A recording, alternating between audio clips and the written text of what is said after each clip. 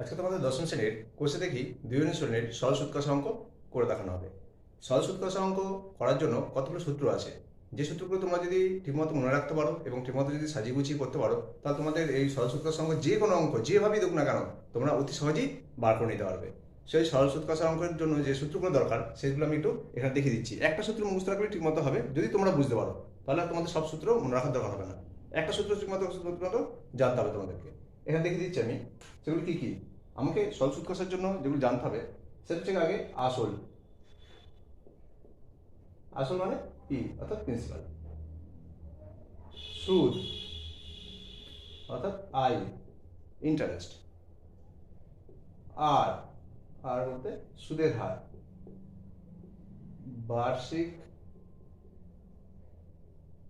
সুদের হার অর্থাৎ আর। আর যেটা জানতে হবে সেটা সময় অর্থাৎ টাইম বা টি, সময়। এই কটাকে বুঝতে হবে যে কাকে কি বলে। আসল হচ্ছে পি, সুদ হচ্ছে কি আই, ইন্টারেস্ট সুদের হচ্ছে আর রেট বা বার্ষিক সুদের হার, সময় হচ্ছে টি বা টাইম, সময়। এবার আমাকে এর জন্য যে সূত্র দরকার সেটা হচ্ছে গিয়ে সুদ বার করার জন্য যেটা দরকার মেন হচ্ছে আই অর্থাৎ ইন্টারেস্ট। ইন্টারেস্ট বা সুদ বার করার জন্য আমার যে সূত্রটা দরকার সেটা হচ্ছে গিয়ে P T R by 100। P T R by 100, P T R 100 মানে পি মানে হচ্ছে গিয়ে আসল, টি মানে হচ্ছে গিয়ে টাইম মানে সময়, আর মানে হচ্ছে গিয়ে সুদের হার, বার্ষিক সুদের হার মানে বছরে কত পার্সেন্ট সুদ দেয় সেটা, বাই 100। এটা তো করলে পরে আমাদের কি বেরোবে, সুদ বেরোবে। এবার আমরা যদি এইটা যদি ভালো মতো মুখস্থ রাখতে পারি এবং যদি বুঝতে পারি, তাহলে আমাদের সুদের কেন আমরা আসলের সূত্রও বার করতে পারবো, বার্ষিক সুদের হারও বার করতে পারবো।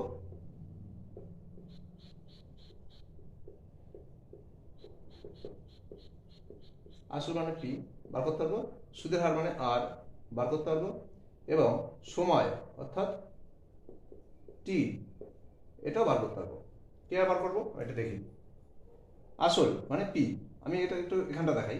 তাহলে I equal to P T R by যদি 100 হয়, তাহলে আমার যদি পি বার করতে হয় তাহলে এর নিচে কিছু মানে এক ধরে নিলে পি একে পি রইলো, তাহলে আই এর সাথে 100 বা পি টি আর বাই 100 করতে P T R by 100, P T R সমান সমান আই এর সাথে 100 গুণ হবে, এখানে পি রেখে দিলাম সমান সমান I into 100 by T R, 100 by T R. অর্থাৎ পি এর সূত্র কি হচ্ছে I into 100 by T R, অর্থাৎ ইন্টারেস্ট সুদ সময় বার্ষিক সুদের হার 100।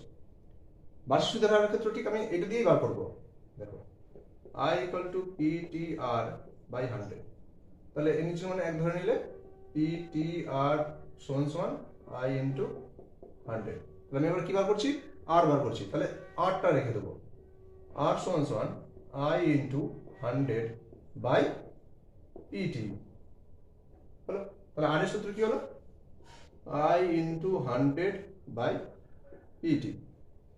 সময় মানে টাইম, সময় সূত্র কি হবে তাহলে ওই একই হবে, আমি এটাই লিখি আই ইন্টু আই সমান সমান পি টি আর বাই 100, এর নিচে মানে এক ধরে নিলে পিটিআর সমান সমান আই ইন্টু 100 হবে। তাহলে আমি কি বার করছি টি মানে টিটা রেখে দেবো সমান সমান আই ইন্টু 100 বাই টিটা রেখে দিলে পরে থাকে পিআর, পিআর। তাহলে আমি এখানটায় টি কি বসাবো আই ইন্টু 100 বাই পিআর, এই হচ্ছে কি সূত্র। 1 নম্বর সূত্র, 2 নম্বর সূত্র, 3 নম্বর সূত্র, 4 নম্বর সূত্র, এই হচ্ছে কি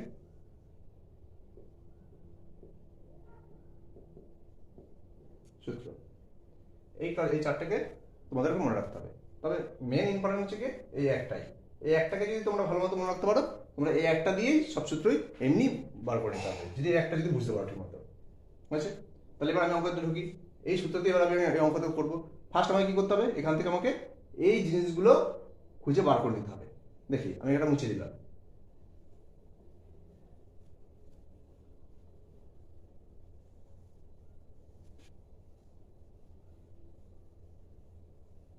দেখো তাহলে আমাকে কি বার করতে বলেছে দেখো, দুই বন্ধু একসঙ্গে একটি ছোট ব্যবসা চালাবার জন্য বার্ষিক 12% সরল সুদের হারে একটি ব্যাংক থেকে 15,000 টাকা ধার নিলেন। 4 বছর পরে ওই টাকার জন্য তাদের কত টাকা সুদ দিতে হবে হিসাব করে লিখি। তাহলে দেখি প্রথমে কি আছে, আমাকে কি বার করতে বলেছে, কত টাকা সুদ দিতে হবে, তার মানে আয়টা বার করতে বলেছে। তো কি বার করতে বলেছে, কত টাকা সুদ দিতে হবে, মানে আয় বার করতে হবে আমাকে। তাহলে এই জন্য আয় বার করার জন্য আমার কি দরকার ছিল, আয় বার করার জন্য PTR/100। তাহলে মানে প্রিন্সিপাল পিটা কত আছে, আসল, আমার এখানে আসল কত, এইটা হচ্ছে আসল। তাহলে হচ্ছে গিয়ে আগে এটা লিখে দিই, বার্ষিক ব্যাংকের সুদের হার আর বার্ষিক ব্যাংকের সুদের হার, এটা আগে লিখি। ব্যাংকের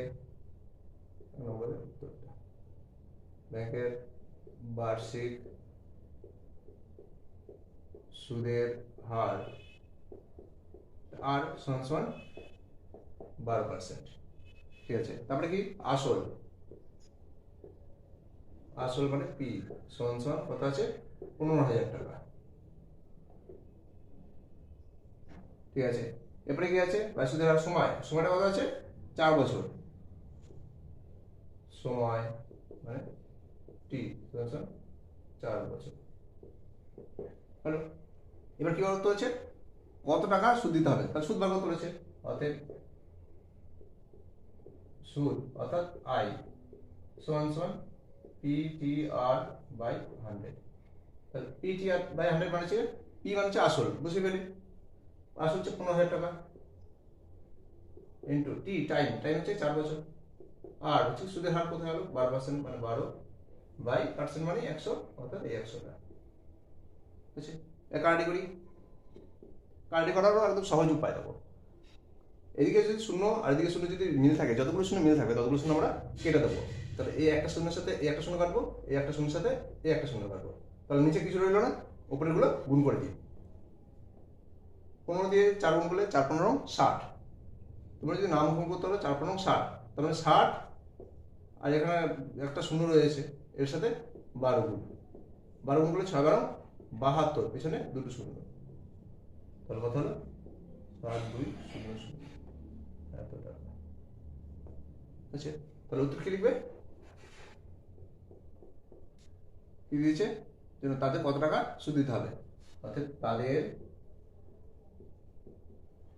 ব্যাংকে 7,200 টাকা সুদ দিতে হবে। আচ্ছা, কত সহজেই অঙ্কটা করে নেওয়া গেল, দেখো তোমরা।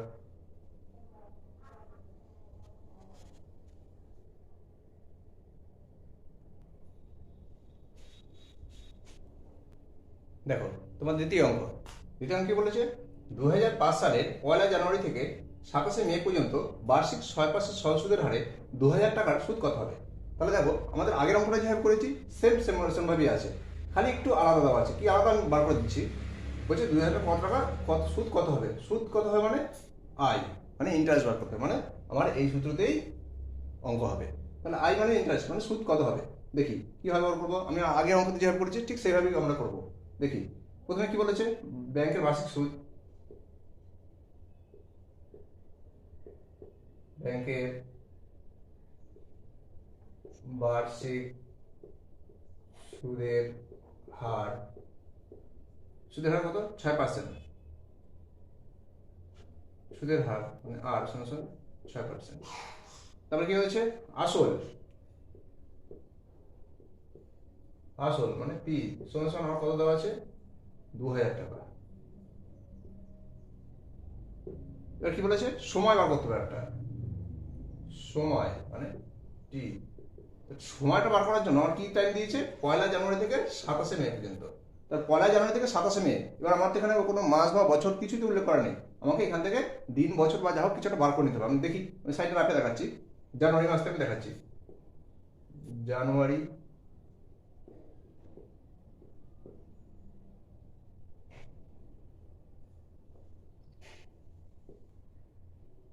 ফেব্রুয়ারি, মার্চ, এপ্রিল, মে। তার মানে জানি কি জানুয়ারি মাস, এটা আগে দেখে নিতে হবে। 2005 সাল, 2005 সাল মানে লিপিয়ার 9। তা লিপিয়ার 9 মানে হচ্ছে কি আমার সেই মাসটা 28 দিনে হবে ফেব্রুয়ারি। তাহলে জানুয়ারি কত আছে? পরে জানুয়ারি মাস আমরা জানি 31 দিনে হয়। ফেব্রুয়ারি মাস 28 দিনে আছে, কারণ এটা লিপিয়ার 9 বলে, সেজন্য 28 দিনে হবে। মার্চ মাস আবার 31 দিনে, এপ্রিল মাস আবার 30 দিনে, মে মাস 31 দিন নয়, এখানে 27শে মে পর্যন্ত বলেছে। তাহলে যদি 27শে মে পর্যন্ত হিসাবে ধরি, তাহলে আমার কি দাঁড়াচ্ছে? কিন্তু 27শে মে একটা দিনকার আমাকে সুদ দেবে না, ব্যাংক একদিন সুদ দেবে না, কারণ ব্যাংক যেদিনকে রাখা হয়, যেদিনকে তোলা হয়, তার মধ্যে তোলার দিনকার বা জমার দিনকার একদিনকার টাকা সুদ দেবে না। তাহলে আমরা যদি এখানে যদি 27 মেটা যদি 26শে মে ধরে নিই, তাহলে যোগ করলে দাঁড়ায় 6, 7, 8, 8, 16, 6 হাতে 1, যোগে 3, 3, 6, 3, 9, 9 আর 2, 11, 11, 3, 14, 146 দিন দাঁড়ালো। তাহলে সময় দাঁড়াচ্ছে গিয়ে 1 জানুয়ারি থেকে 27শে মে পর্যন্ত 31, 28, 31, 30, 26 সমান 146 দিন। এবার আমরা অঙ্কগুলো করি সব বছরেতে, তাহলে বছরে আমাকে দিনটাকে বছর গণিতে হবে। তাহলে 146 দিন সমান আমরা জানি কি 365 দিনে এক বছর হয়, তাহলে 365 দিয়ে ভাগ করতে হবে, অর্থাৎ বছর। এবার অঙ্ক ঢুকি, অঙ্ক যাই। অঙ্ক কি আছে? অঙ্ক কি বার করতেছে? সুদ বার করতে বলেছে। অতএব সুদ মানে আই সমান PTR বাই 100। পি হচ্ছে কত? 2000 টাকা। পি হচ্ছে গিয়ে 2000 ইন্টু টি টাইম হচ্ছে গিয়ে 146 বাই 365 ইন্টু আর হচ্ছে গিয়ে 6%, মানে 100 বাই করে দিই, 0 0 0 0 ফেলে দিলাম। 5 দিয়ে কাটি, 5 4 20, 5 7 35 36, 5 3 5 15, 3 দিয়ে 73 দিয়ে ডাইরেক্ট দুইবারে যায়, 73 দুগুণে 240 সমান 6 দুগুণে 12, 12 4 48, কত হলো? 48, 6 দুগুণে 12, 48, 48 টাকা। হ্যালো, কত উত্তর লিখবে? সুদ কত টাকা দিতে হবে? সুদ দিতে হবে 48 টাকা। দেখলাম হিসাবে